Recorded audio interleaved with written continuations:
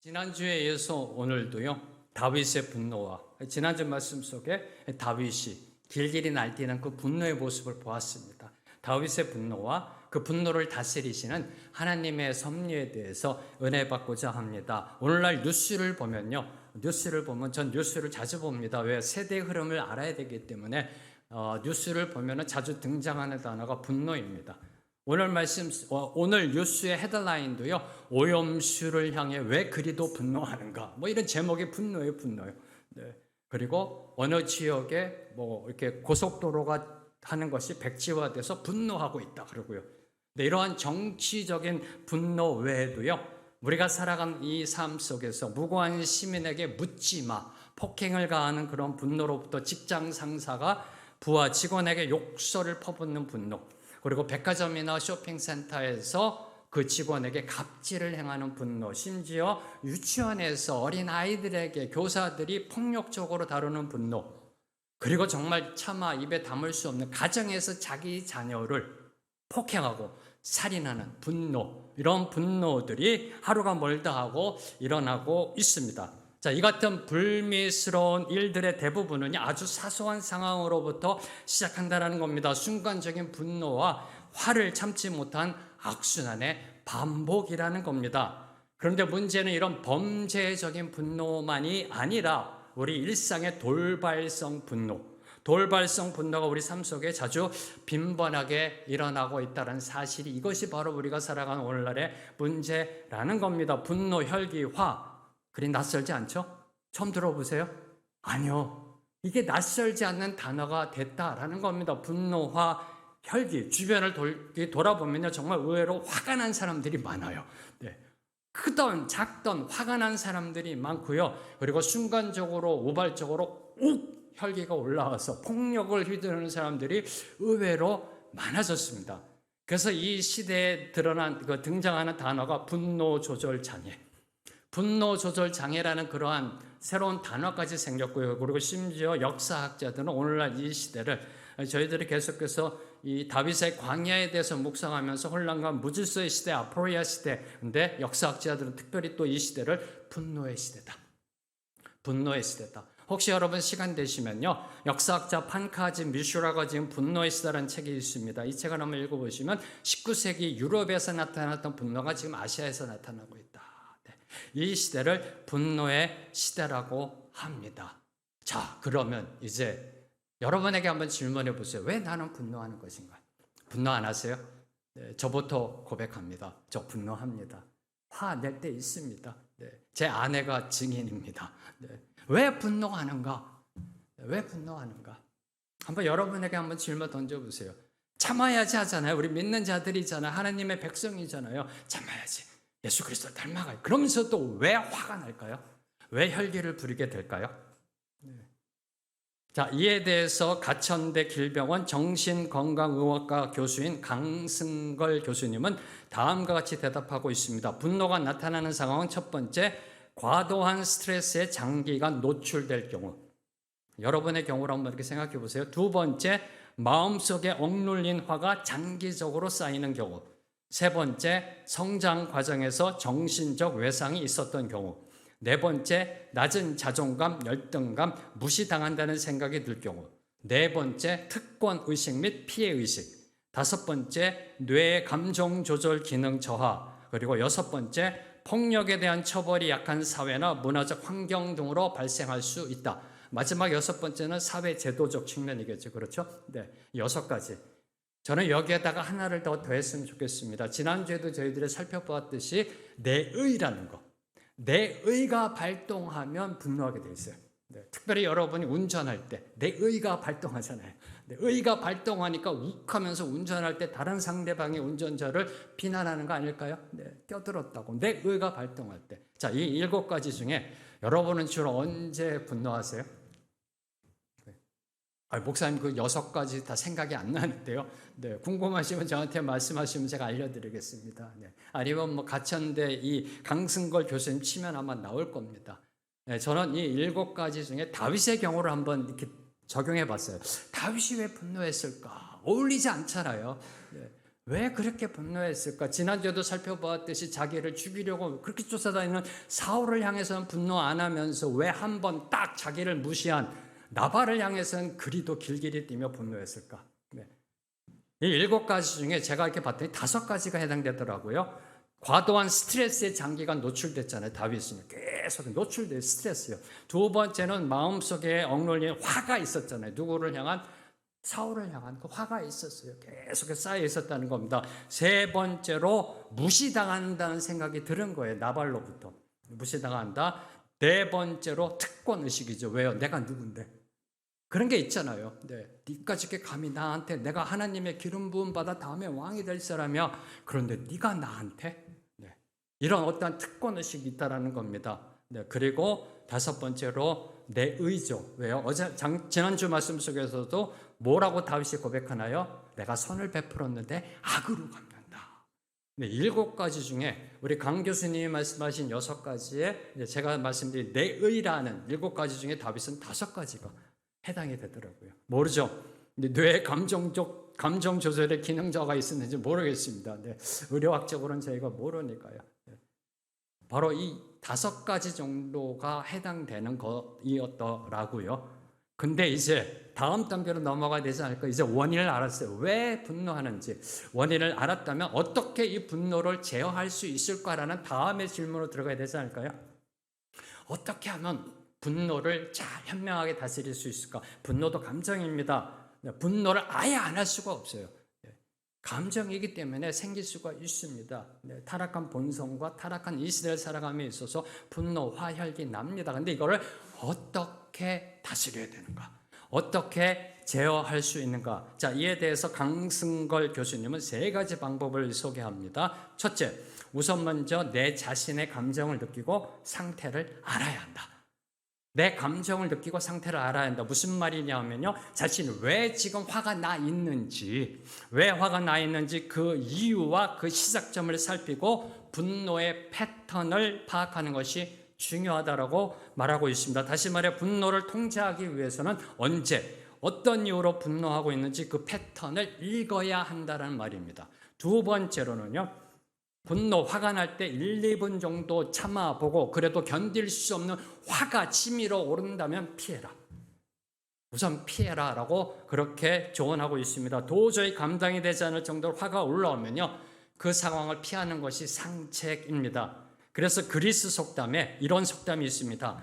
화가 날 때는요, 알파벳을 외우면서 아무 말도 하지 말라. 네.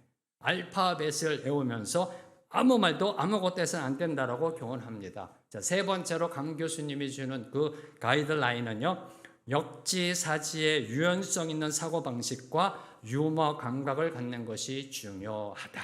네. 이건 이래야 한다라는 그 편협된 고정관념을 버리고요, 상대방의 입장에서 한번 생각해 보라는 겁니다. 역지사지. 상대방의 입장에서 한번 생각해 보라라는 그러한 권면입니다. 그리고 스트레스 받고 불미스럽고 힘든 상황 가운데서 거기에 눌리지 말고 조크로, 유머로, 아재 개그도 좋습니다. 이 유머로 그 상황을 대응하는, 훈련하는 것도 상당히 도움이 된다라고 말씀하고 계십니다. 자, 하나같이 맞는 말 아닌가요? 이 3가지 대안을 제시했는데 하나같이 맞는 말이에요. 근데 분노를 연구하는 학자들, 정신의학자들, 심리학자들의 의견은 거의 비슷합니다. 제가 찾아봤더니요, 어떻게 하면 분노를 다스릴 수 있을까? 대안을 주시는 게 거의 대동소이에요. 거의 비슷합니다. 사실 우리 같은 일반 사람들도요, 다 아는 상식적인 지식이에요. 그죠? 내가 왜 화를 내는지 알아야 되고요. 화를 못 참으면 피해라고 그러고요. 평소에 좀 유머를 갖고서 이렇게 대하라고 그러고, 다른 사람 입장에서 생각해 보라고. 다 아는 겁니다. 우리 일반 사람들도요, 전문가가 아니더라도 다 아는 상식적인 지식을 전문가들이 우리에게 조언하고 있습니다. 구구절절 맞는 말입니다. 그런데 실천하기가 어렵다는 겁니다. 실천하기가 어렵고요. 그리고 그대로 실천해 봐도요, 저도 실천해 보거든요. 다 아니까 이런 걸로. 그런데 쉽지 않아요. 그걸 실천하려고 해도 분노를 다스리지 못할 때가 많다라는 겁니다. 그럼 어떻게 해야 할까요? 도대체 어떻게 해야 할까? 성경은 과연 우리에게 무엇이라 말하고 있는가? 세상에 이 건강, 정신 이쪽 심리를 연구하는 학자들은 이렇게 얘기하고 있는데, 그러면 성경적 방법은 과연 무엇인가? 그렇죠? 저와 여러분 믿는 자들은 성경에서 답을 찾아야 되잖아요. 과연 그러면 성경은 뭐라고 이야기하고 있는가? 어떻게 하면 분노를 현명하게 지혜롭게 다스릴 수 있는가? 몇 해 전에요. 몇 해 전에 한국 기독교 장로회 목회와 신학 연구소에서 화 다스리기 세미나가 있었습니다.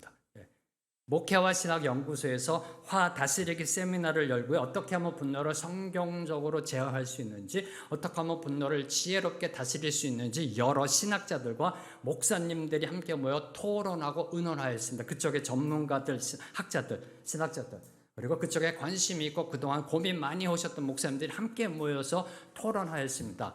그 열띤 토론의 결론이 뭔지 아세요? 화 다스리기 세미나를 열었습니다. 신학자들이, 목사님들이 성경을 갖고 이야기하고, 그 결론이 뭔지 아세요? 결론을 이렇게 맺었더라고요. 우리에게는 근원적으로 해결할 수 없는 죄가 있어 화를 완벽히 다스릴 수는 없다. 그러므로 끊임없이 성령의 주관을 간구해야 한다. 이게 결론이더라고요. 이게 결론이더라고요. 무슨 말이에요? 저와 여러분, 우리는요, 하나님의 개입, 간섭하심의 은혜가 없으면 우리의 감정조차도 다스릴 수 없는 존재라는 겁니다. 그분이 개입하시고 그분이 우리를 이끄시고 섭리하지 아니하시면 우리는 우리의 감정조차도 지혜롭게 다스리지 못하는 존재라는 것입니다. 하나님의 섭리하심의 은혜가 없으면 단 하루도 제대로 살아갈 수 없는 존재가 바로 저와 여러분이라는 겁니다. 다윗을 보세요. 하나님의 이끄심의 은혜에서 조금만 벗어나니까 그 안에 있던 사울이 폭발하잖아요. 다윗에게도 사울이 있다라는 겁니다. 다윗에게도 나발이 있다라는 겁니다.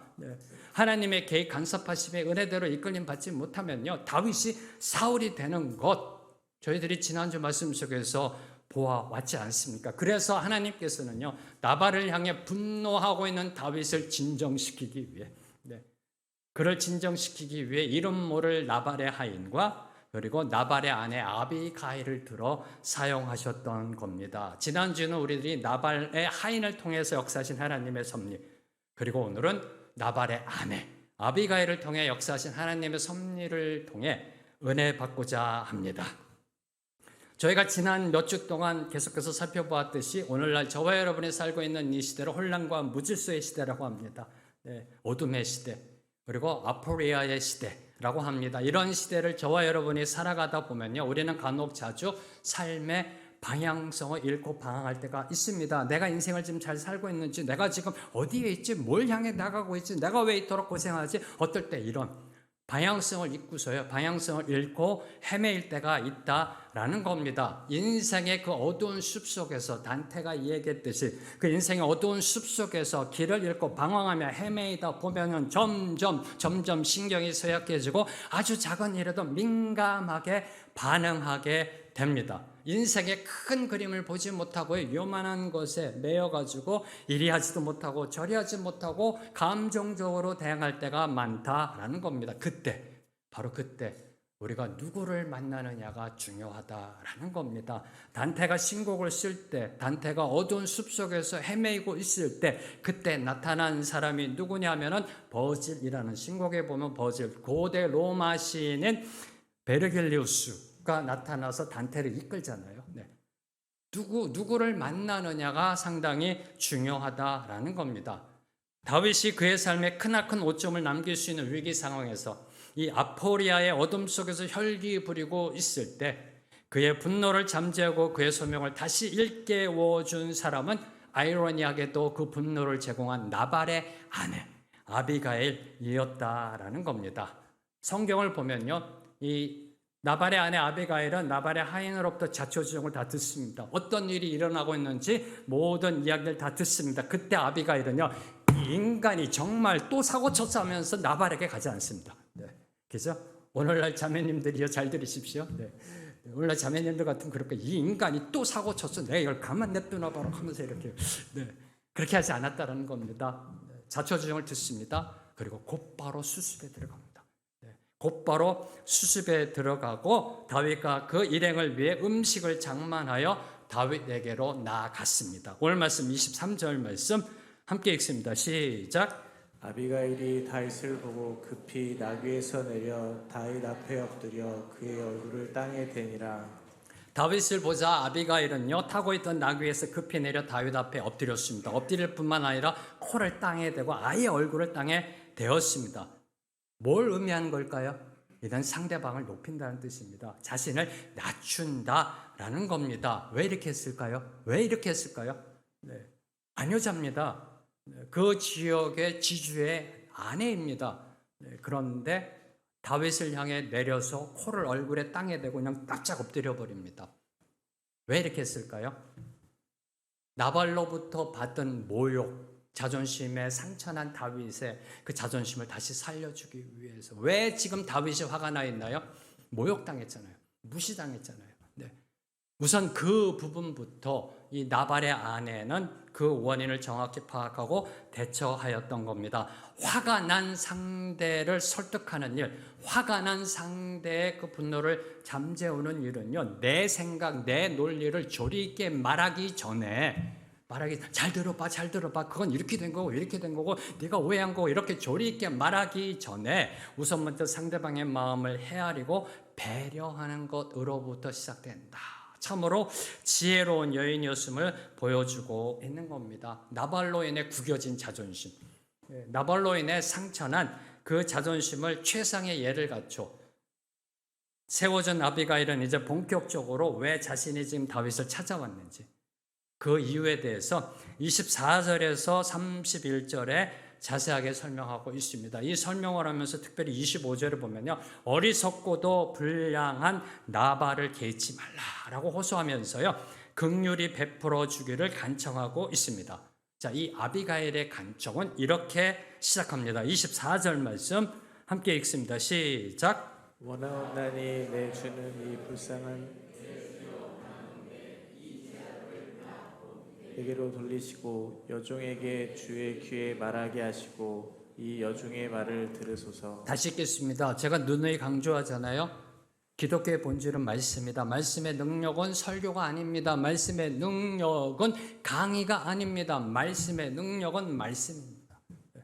그래서 여러분이 말씀을 읽어야 되는 거예요. 설교요 수단입니다. 강의요 수단이라니까요. 본질은 말씀이라니까요. 그래서 제가 이 강의할 때나 설교할 때 말씀을 자주 읽자고 하는 것은 그 본질의 그 능력 안으로 들어가자라는 겁니다. 다시 한번 24절 함께 읽습니다. 시작. 그가 다윗의 발에 엎드려 이르되 내 주여 원하건대 이 죄악을 나 곧 내게로 돌리시고 여종에게 주의 귀에 말하게 하시고 이 여종의 말을 들으소서. 자, 아비가일이 다윗 앞에 바짝 엎드립니다. 그리고 제일 먼저 한 말이 뭡니까? 내 주여, 내 주여, 내 주여 원하건대, 내 주여. 아비가일은 다윗을 내 주라라고 부르고 있습니다. 무려 24절부터 31절까지 이 표현을 몇 번 사용하고 있는지 아시는지요? 27번. 내 주여, 내 주, 내 주, 내 주. 네, 한번 여러분 세보세요. 네, 제가 몇 번 하다가 몇 번이지 다시 세고 시작하고 이렇게요. 네, 그리 쉽지 않더라고요. 네, 27번. 그리고 주라는 단어까지 포함한 29번. 다윗을 향해 내 주, 내 주, 내 주, 내 주, 주 하면서 계속해서 그리고 자신을 여종이다라고 6번이나 이야기하고 있습니다. 네, 제일 먼저 한 말, 내 주여. 자신을 여종이라 얘기하고 계속해서 강조합니다. 내 주, 내 주, 내 주, 내 주. 네. 뭘 의미할까요? 자, 이는 한마디로 아비가일이 다윗을 이스라엘의 왕으로 받아들이고 있음을 반증하고 있는 겁니다. 다윗을 이스라엘의 참된 왕으로 받아들이고 있음을 반증하고 있는 겁니다. 28절 이하에서 더욱더 분명하게 드러나고 있는데요. 저와 여러분이 놓치지 말아야 할 것, 지금 왕은 사울이라는 겁니다. 그렇죠? 지금 왕은 사울입니다. 이스라엘의 왕은 사울입니다. 그런데 아비가일은 누가 진짜 왕인지 올바로 제대로 알고 있었던 것입니다. 지금 다스리는 왕은 사울입니다. 물리적 권력을 갖고 있는 자는 사울입니다. 그런데 참된 왕은 다윗임을 고백하고 있는 겁니다. 아비가일은 현재 다윗의 현재 모습을 보고 그를 판단하지 않았습니다.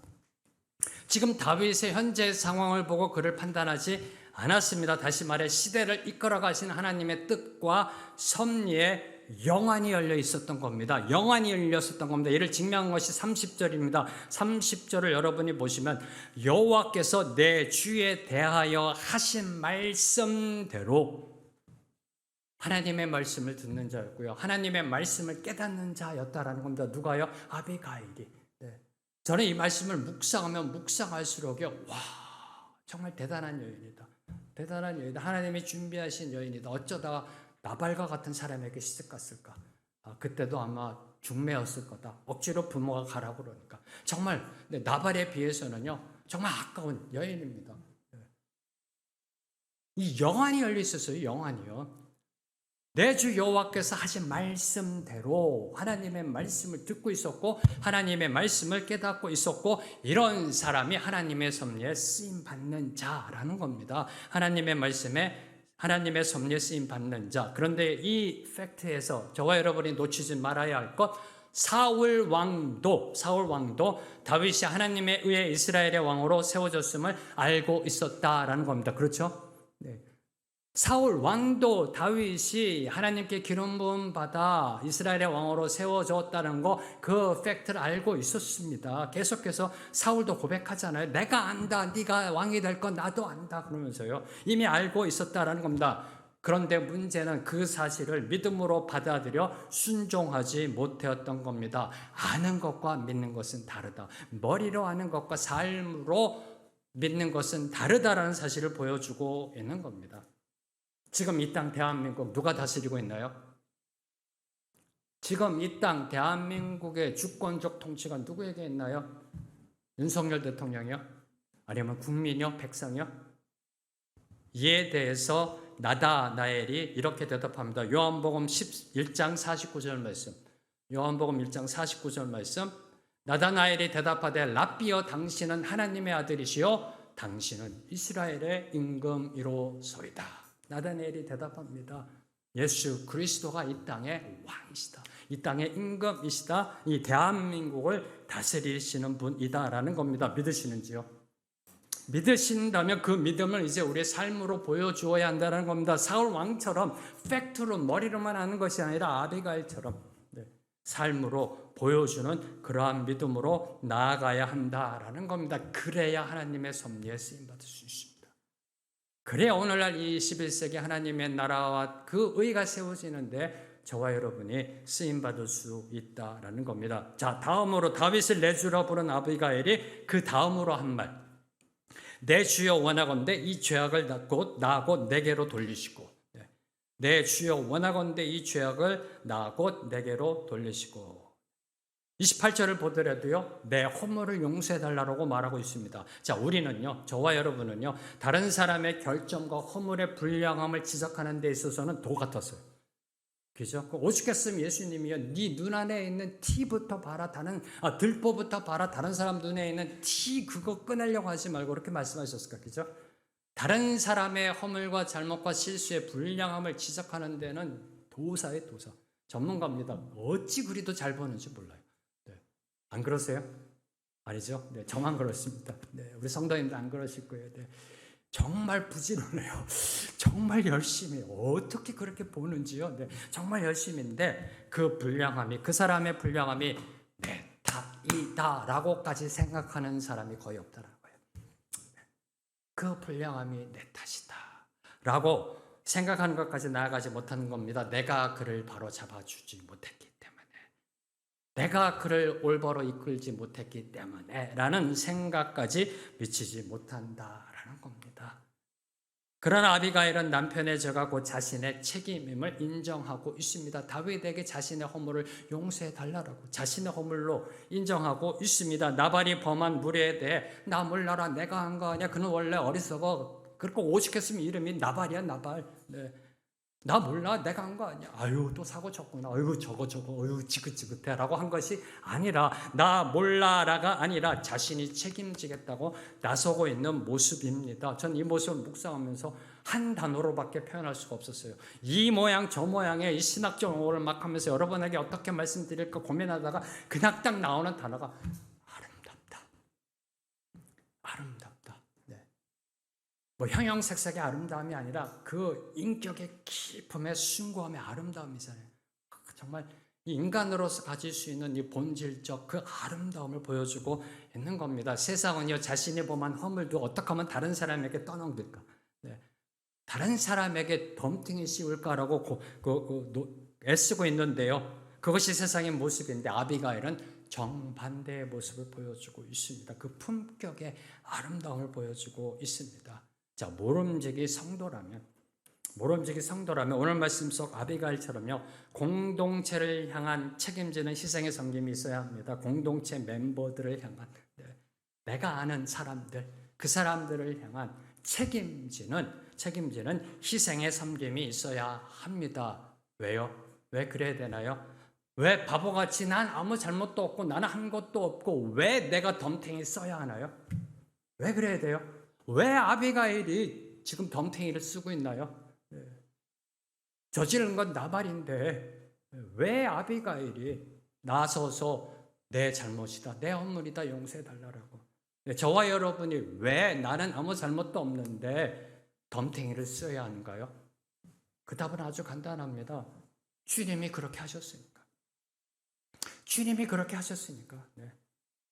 주님께서 저 하늘에서 이 땅을 내려다보시면 우리의 죄악을 보시고요, 저와 여러분의 죄악을 보시고 나 몰라, 아우 저딴 것들 나 몰라 라가 아니라, 등을 돌리신 게 아니라 아이고 저 살려야 돼 그러면서 이 땅에 인간으로 내려오셔서 저와 여러분을 위해 대신 십자가 지시고 십자가에서 죽으심으로 저와 여러분이 구원받았다라는 겁니다. 그 결과로 저와 여러분을 향한 하나님의 진노의 심판이 거두어졌다라는 겁니다. 하나님의 심판의 불같은 진노가 저와 여러분을 향해 있다가 거두어졌다라는 겁니다. 뭘 의미할까요? 분노를 이기는 힘은 오직 하나, 십자가라는 겁니다. 십자가. 분노를 제어하는 힘은 십자가라는 겁니다. 나를 내려놓는 희생, 나를 비우는 겸손이요, 다른 사람을 감동시킵니다. 희생, 손해, 양보 다 약한 자의 모습입니다. 그렇죠? 세상적으로 볼 때. 그런데 바로 그러한 모습이 다른 사람을 마음을 움직이고 감동을 주게 되어 있다라는 겁니다. 바로 그 모습을 지금 아비가일은 보여주고 있는 겁니다. 이때부터 아마요, 다윗의 마음에 어떤 변화가 일어나기 시작했을 거예요. 다윗의 마음 속에는요, 분노가 치밀고 있었어요. 나발을 향해서 길길이 뛰는 그 분노와 400명을 향해 칼을 차라 하면서요, 내가 내일 아침까지 벽에다 오줌 누는 그 인간들, 그 동물들 하나라도 내가 살려놓으면 내가 성을 간다면서요, 자기도 칼을 뽑고 막 달려가고 있었어요. 근데 그의 마음속에 변화가 일어나기 시작한 거, 바로 이 말씀, 내 주여 원하건대 내가 책임지겠습니다. 내 잘못입니다. 내 허물을 용서하옵소서란 이 말 속에 다윗의 마음이 움직이고 있었다는 겁니다. 이제 26절에서 31절은요, 다윗을 향해 아비가일이 호소한 내용의 핵심을 보도하고 있습니다. 여기서 특히 주목하는 거, 시간 관계상 하나하나 다 못 볼 것 같고요. 26절에서 31절에 보면은 여호와께서라는 단어를 무려 6번이나 사용하고 있습니다.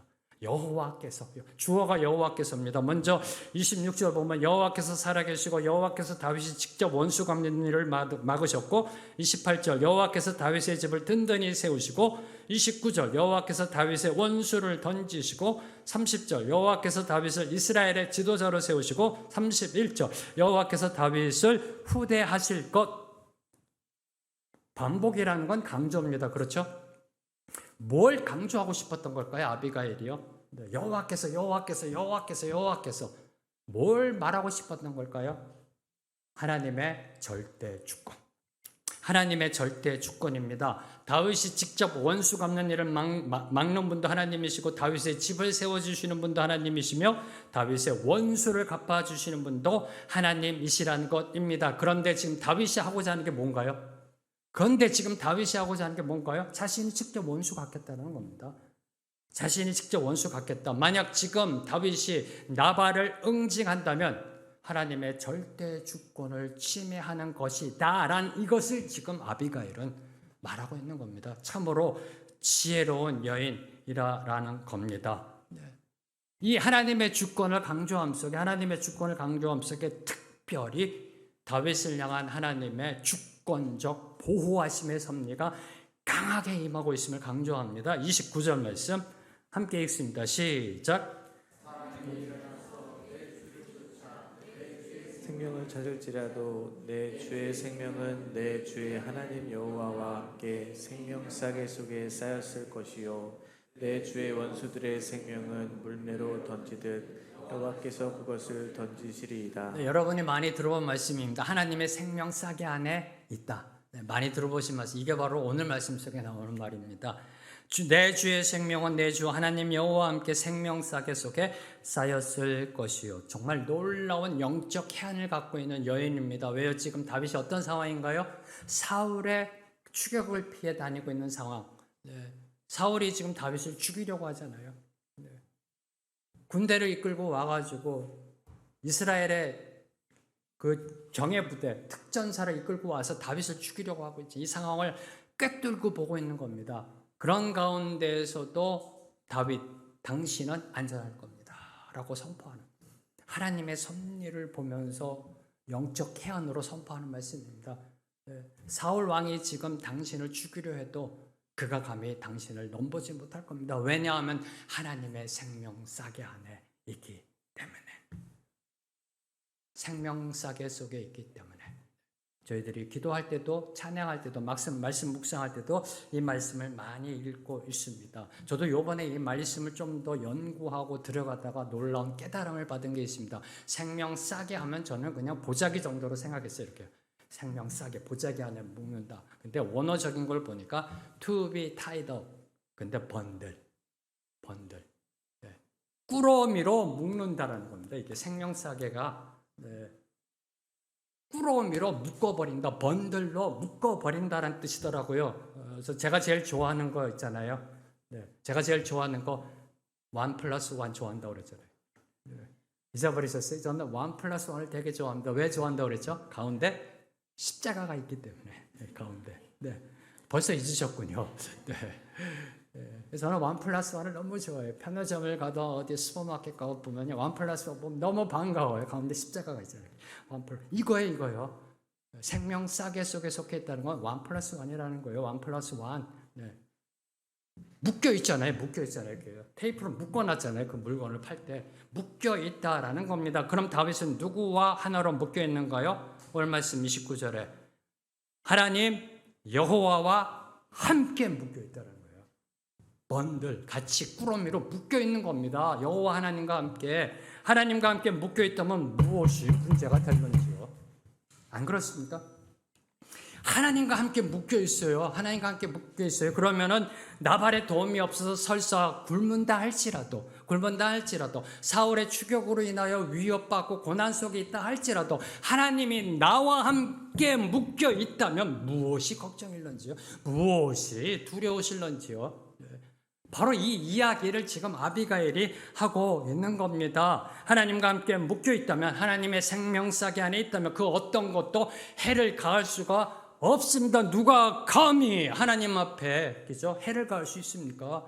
창조주 주권자이신 그분 앞에 누가 감히 해를 가할 수 있을런지요? 바로 이 영적 진리를 깨달은 다윗은 이렇게 고백합니다. 내가 사망의 음침한 골짜기를 지날지라도 해를 두려워하지 않는 것은 주께서 나와 함께 하십니다. 이겁니다. 이게 지금 생명 싸개 속에 속해 있다는 거예요. 하나님과 1+1으로 묶여 있다는 거예요. 사망의 음침한 골짜기를 다닌다 할지라도 해를 두려워하지 않는 것은 주께서 나와 함께 하십니다. 주께서 나와 함께 하심이라. 그런데 기억하십시오. 이 생명 싸개, 하나님의 생명 싸개 속에 안에 들어있는 자는 이 다윗뿐만이 아니라는 겁니다. 오늘 하나님을 믿고 의지하는 저와 여러분도 하나님의 생명 싸개 안에 있다라는 것입니다. 그 어떤 시련과 고난을 당한다 할지라도, 요셉처럼 억울한 누명을 쓰고 감옥에 갇힌다 할지라도, 다니엘처럼 사자굴 속에 들어간다 할지라도, 심지어 세례 요한처럼 참수형을 당한다 할지라도 하나님과 1+1이라는 겁니다. 하나님과 1+1. 그래서 히브리서 13장 6절은 다음과 같이 선포하고 있습니다. 히브리서 13장 6절 말씀. 주는 나를 돕는 이시니 내가 무서워하지 아니하겠노라. 사람이 내게 어찌하리요. 사람이 내게 어찌하리요. 네. 하나님이 우리와 함께 하시면요. 우리와 함께 하시면 그 어느 누구도 어떻게 할 수가 없습니다. 인간이 우리에게 할 수 있는 거 기껏해야 죽이는 것밖에 더해요. 네. 그러나 하나님은 우리를 영원한 생명으로 이끌어 가신. 그래서 말씀 속에 주님께서는 능히 육과 영을 능히 멸하실 수 있는 그분을 두려워하라. 육을 죽이는 자 두려워하지 말라라고. 네. 사람이 내게 어찌하리요.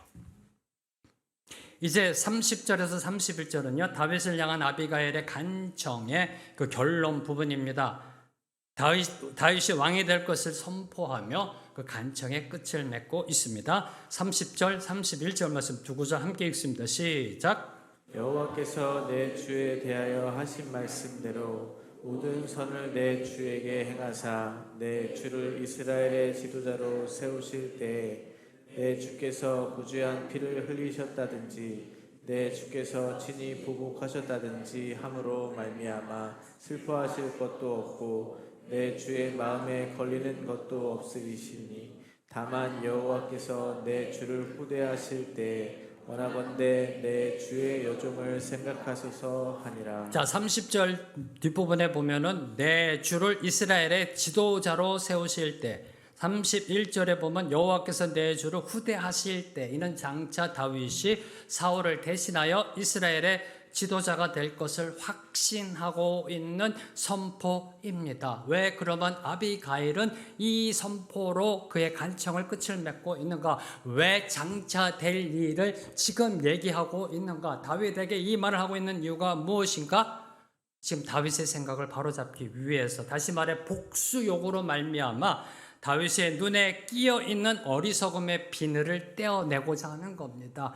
오늘 이 현실, 지금이라는 것에 갇혀있는 그의 어리석음의 비늘을 띄어내서 내일을 보게 하려고 하나님이 예비하신 내일을 보게 하려고 했던 겁니다. 다윗의 미래는 하나님이 예정하신 미래입니다. 네.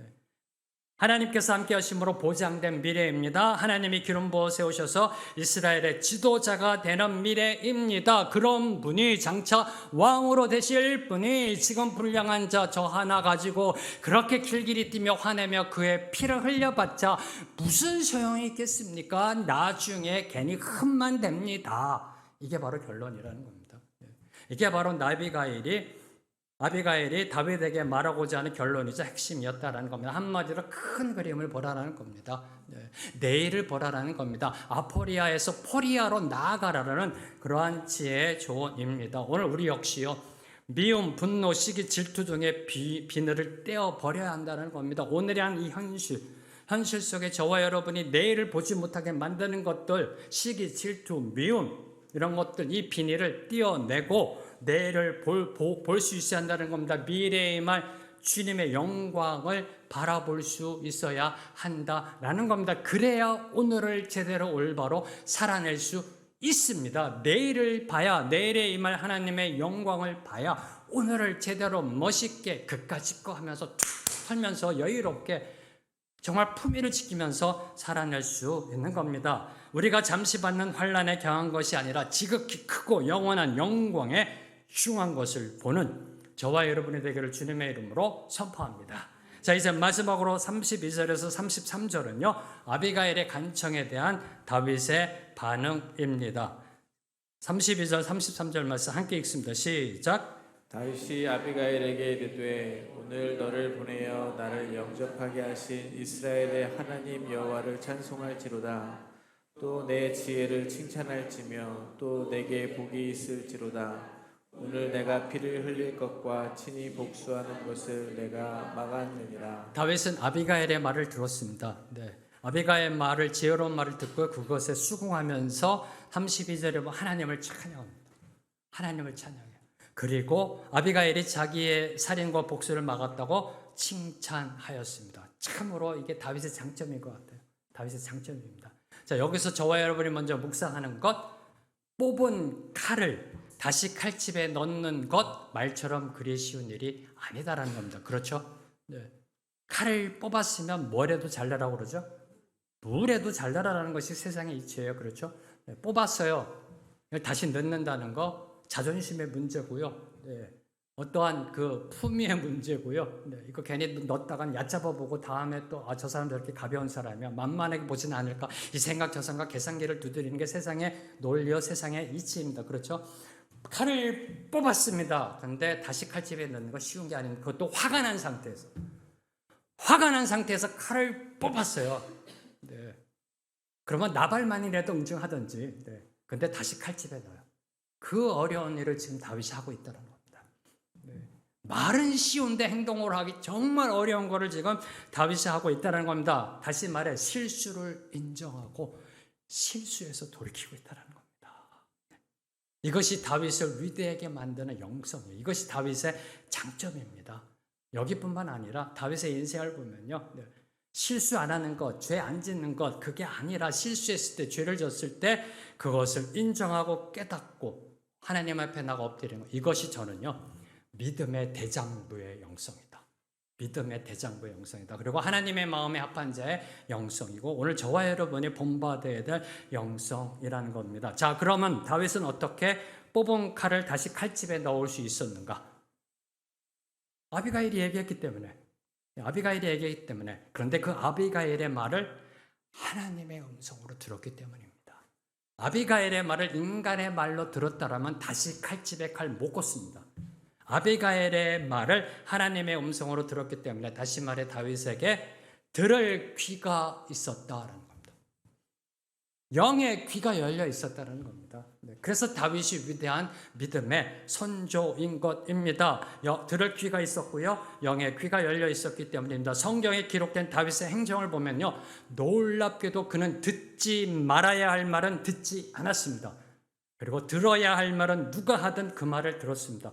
분별의 영성이 있었다라는 겁니다. 자, 사울을 죽여야 한다라는 하나님이 주신 기회입니다. 천재 이루의 기회입니다. 라고 하는 수하들의 말을 듣지 않았습니다. 그리고 자신을 저주하는 시므이를 죽여야 한다라는 그 부하들의 조언도 듣지 않았습니다. 그러나 반대로 나단이, 요압이, 갓이 찾아와 자신의 잘못을 지적할 때는, 자기의 치부를 드러낼 때는 귀를 열고 듣고 순종했다라는 겁니다. 엎드려 자복하며 통회하는 심령으로 회개하였던 것입니다. 다윗은요, 아비가일의 말을 듣고 자신이 누구인지 그 정체성과 소명이 무엇인지 다시 깨달았습니다. 하나님의 음성을 듣고 깨달았습니다. 순간에 욱하는 감정에서, 그리고 육신의 본성에서, 그리고 사울과 같은 모습에서 깨어나 다시 다윗다워졌습니다. 저는 오늘 말씀을 이렇게 요약하며 이렇게 권면하며 결론을 맺고자 합니다. 사랑하는 성도 여러분, 어디에서 무엇을 하든 지혜로운 아비가일이 되십시오. 어디에서 무엇을 하든 아비가일을 만난 다윗이 되십시오. 저와 여러분을 통해, 여러분 모두를 통해요, 분노가 있는 곳에 평화가, 미움이 있는 곳에 사랑이, 다툼이 있는 곳에 용서가 충만하게 되기를 선포합니다. 이 충만함의 은혜가 우리의 삶 속에서 이루어지기 위해서는요, 먼저 우리 안에 그분으로 충만해져야 돼요. 예수 그리스도로 충만해져야 합니다. 이 시간에 함께 찬양하며 오늘 말씀을 주님 앞에 올려드립니다. 무명이어도 공허하지 않는 것은 예수 안에 난 만족합니다.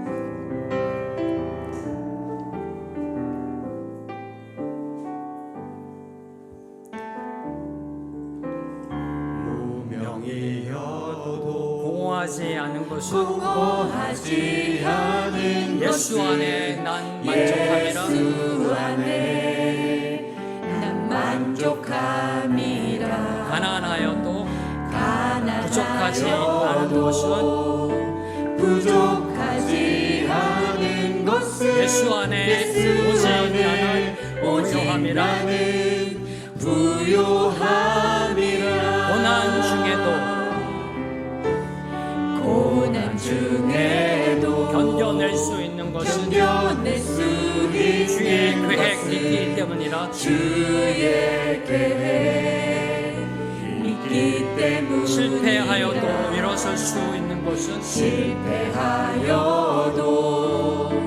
일어설 수 있는 예수 안에 오직 나는 승리함이라. 오직 나는 믿음으로 선포합니다. 나는 예수로 충만하네.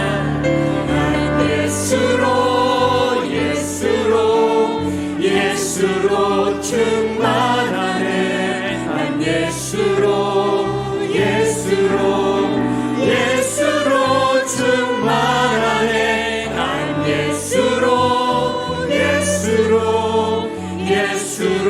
충만하네.